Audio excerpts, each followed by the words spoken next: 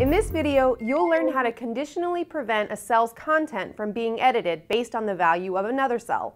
This will be done through code, thus allowing you to evaluate any column value or data type. Let's see how to do it.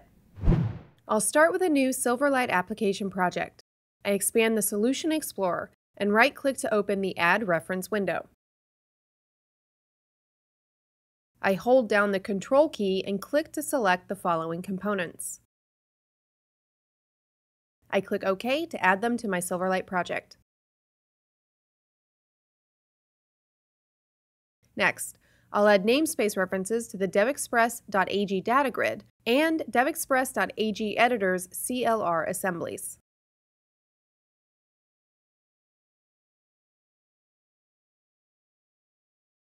In the layout root, I create a new AG data grid control and specify a name for it. I save the project and switch to code view. For the purpose of this example, I'm going to use a simple list as my data source. I add the following class to store the data, and another class to create some test data. Now I need to bind the grid to data. In the page's default constructor, I set the data source property to the getData function of the product list class.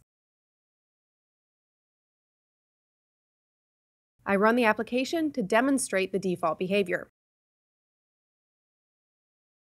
You can see that all the columns are editable. For this example, I want to prevent the unit price column from being edited if the adjacent value of the quantity column is set to 0. I close the browser and return to Visual Studio. I switch to the XAML editor.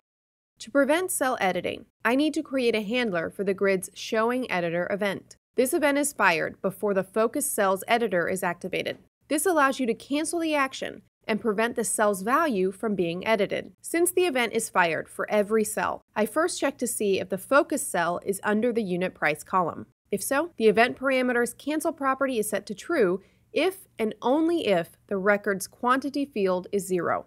So now let's run the application again to see this in action. You can see that I'm able to edit every value in the grid. To test our code, I set the quantity field of one of the records to 0. And as expected, the adjacent unit price field cannot be edited. Thanks for watching, and of course, thank you for choosing DevExpress.